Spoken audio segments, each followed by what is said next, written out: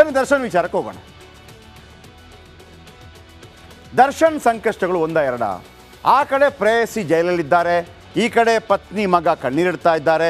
ಇದೀಗ ಹೆತ್ತ ತಾಯಿ ಒಡ ಹುಟ್ಟಿದ ತಮ್ಮ ಜೈಲಿಗೆ ಬಂದು ಮಾತಾಡಿದ್ದಾರೆ. ಏನಾಯ್ತು ಇವತ್ತು ಜೈಲಲ್ಲಿ ಪರಪ್ಪನ ಅಗ್ರಹಾರದಲ್ಲಿ? ಬನ್ನಿ ಒಂದು ಸ್ಪೆಷಲ್ ರಿಪೋರ್ಟ್ ನಿಮ್ಮ ಮುಂದೆ.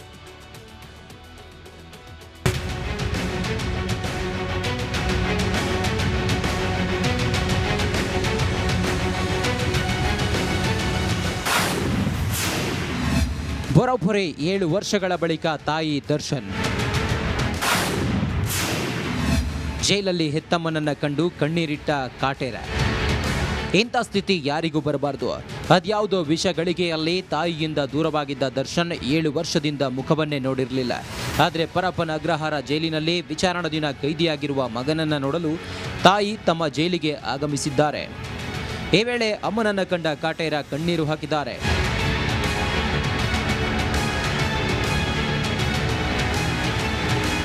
ಮೇರು ನಟ ತೂಗುದೀಪ್ ಶ್ರೀನಿವಾಸ್ ಪತ್ನಿ ಮೀನಾ ತೂಗುದೀಪ್ ಜೈಲಿನಲ್ಲಿರುವ ಮಗ ದರ್ಶನ್ ಕಂಡು ಭಾವುಕರಾಗಿದ್ದಾರೆ. ಭೇಟಿ ವೇಳೆ ಪರಸ್ಪರ ಅಮ್ಮ ಮತ್ತು ಮಗ ಕಣ್ಣೀರು ಹಾಕಿದ್ದಾರೆ. ರೇಣುಕಾಸ್ವಾಮಿ ಹತ್ಯೆಯ ಕೃತ್ಯದಲ್ಲಿ ತನ್ನ ಪಾತ್ರದ ಬಗ್ಗೆ ಅಮ್ಮನಿಗೆ ದರ್ಶನ್ ಸ್ಪಷ್ಟನೆ ನೀಡಿದ್ದಾರೆ. ಮಗನ ಮಾತನ್ನ ಆಲಿಸಿದ ತಾಯಿ ಮೀನಾ ಧೈರ್ಯ ತುಂಬುವ ಕೆಲಸ ಮಾಡಿದ್ದಾರೆ. ಚಾಮುಂಡೇಶ್ವರಿ ನಮ್ಮ ಜೊತೆಗಿದ್ದಾಳೆ ಅಂತ ಸುಮಾರು 45 ನಿಮಿಷಗಳ ಕಾಲ ಮಾತನಾಡಿದ್ದಾರೆ.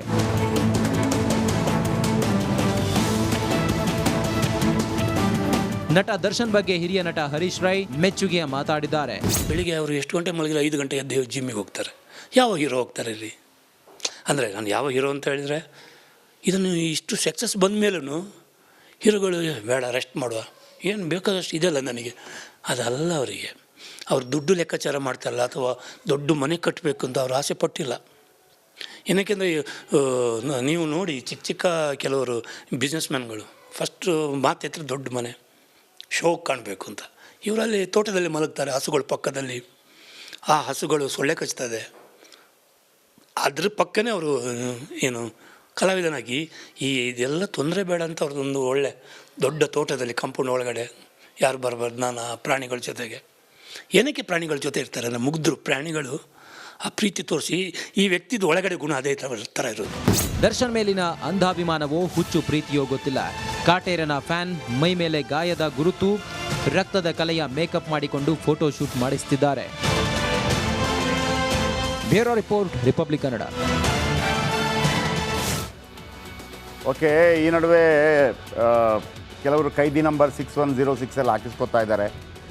ಪೊಲೀಸ್ ಕಮಿಷನರ್ ಆರ್ಡರ್ ಕೊಟ್ಟಿದ್ದಾರೆ, ಆ ಥರ ಮಾಡೋಂಗಿಲ್ಲ. ನೀವು ದಯವಿಟ್ಟು ದರ್ಶನ ಅಭಿಮಾನಿಗಳಲ್ಲಿ ಕೇಳ್ಕೊಳ್ಳೋದು, ಸುಮ್ಮನೆ ತೊಂದರೆಗೆ ಸಿಲುಕಾಕ್ಕೋಬೇಡಿ.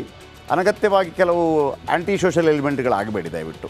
ಅಂದರೆ 6106 ಅದನ್ನು ಮಾಡಿದರೆ ಅದು ಒಂದು ರೀತಿಯಲ್ಲಿ ಸಮಾಜಕ್ಕೆ ತಪ್ಪು ಸಂದೇಶ ಹೋಗುತ್ತೆ ಅಂತೇಳಿ ಇವತ್ತು ಪೊಲೀಸರು ಹೇಳಿದ್ದಾರೆ. ಅವ್ರ ಮೇಲೆ ಕೇಸ್ ಹಾಕ್ತಾರಂತೆ. ದಯವಿಟ್ಟು ಅಂಥದ್ದು ಏನಾದಿದ್ದು ತೆಗೆದುಬಿಡಿ ಅದನ್ನು ದಯವಿಟ್ಟು. ಬೇರೆ ಎಲ್ಲ ರೀತಿಯಲ್ಲಿ ಪ್ರೀತಿ ತೋರಿಸಿ, ಕಾನೂನಿನ ರೀತಿಯಲ್ಲೇ ಪ್ರೀತಿ ತೋರಿಸಿ, ಕಾನೂನಿಗೆ ವಿರುದ್ಧವಾಗಿ ಯಾವುದನ್ನು ಮಾಡಲಿಕ್ಕೆ ಹೋಗಬೇಡಿ ದಯವಿಟ್ಟು.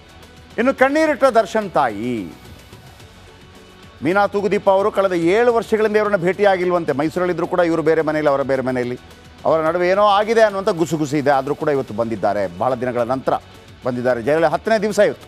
ಅದಕ್ಕಿಂತ ಮೊದಲು ಕಸ್ಟಡಿಯಲ್ಲಿದ್ದರು ಅನೇಕ ದಿನಗಳ ಕಾಲ.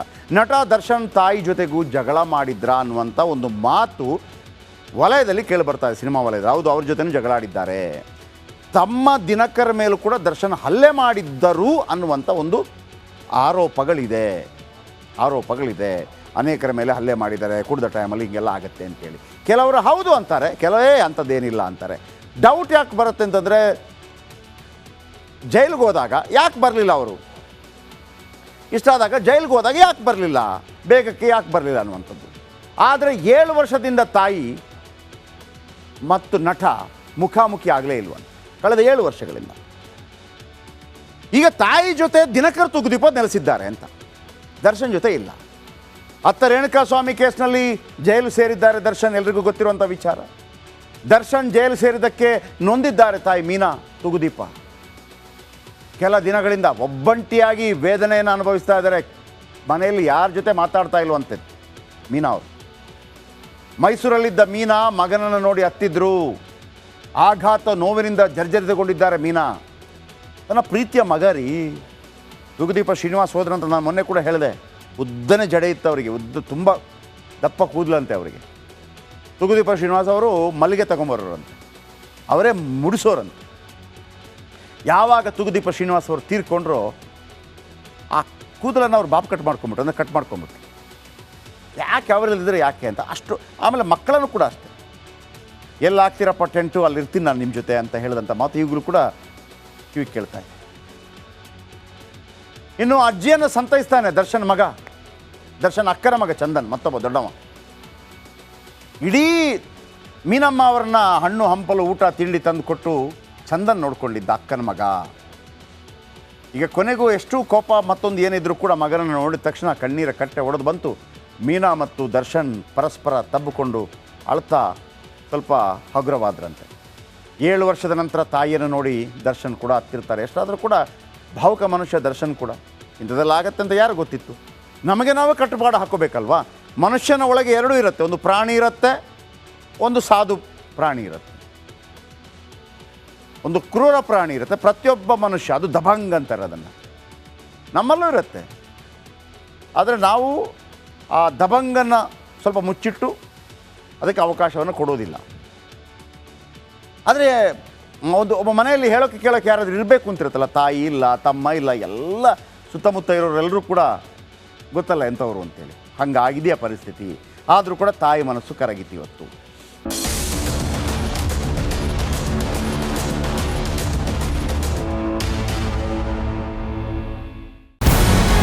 ನಮಸ್ಕಾರ, ಕರ್ನಾಟಕ ಪ್ರೈಮ್ ಟೈಮ್ಗೆ ಸ್ವಾಗತ. ನಾನು ಜಯಪ್ರಕಾಶ್ ಶೆಟ್ಟಿ. ಇಡೀ ಕರುನಾಡು ಇವತ್ತು ರೆಬೆಲ್ ಆಗಿ ನಿಂತಿದೆ.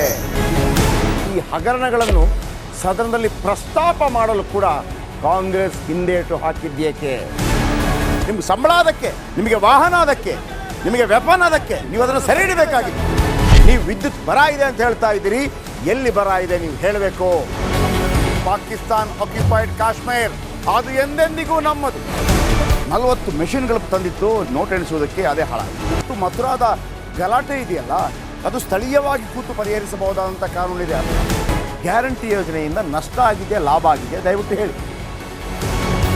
Dawood Ibrahim most wanted criminal ಯಾವಾಗಾದ ಅಂದರೆ ಇಲ್ಲಿ ತನಕ ಭಾರತ ದೇಶದಲ್ಲಿ ಓರ್ವ ದಲಿತ ಪ್ರಧಾನಿಯಾದಂಥ ಇತಿಹಾಸವೇ ಇಲ್ಲ.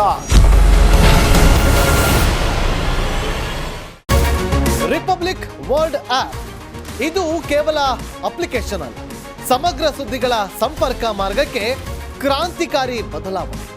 ರಿಪಬ್ಲಿಕ್ ವರ್ಲ್ಡ್ ಆಪ್ ಕೇವಲ ಸುದ್ದಿ ಅಪ್ಲಿಕೇಶನ್ ಅನ್ನ ಪರಿಚಯ ಮಾಡ್ತಾ ಇಲ್ಲ, ಬದಲಾಗಿ ಡಿಜಿಟಲ್ ಸುದ್ದಿ ಬಳಕೆಯ ಹೊಸ ಯುಗಕ್ಕೆ ನಾಂದಿ ಹಾಡ್ತಾ ಇದೆ.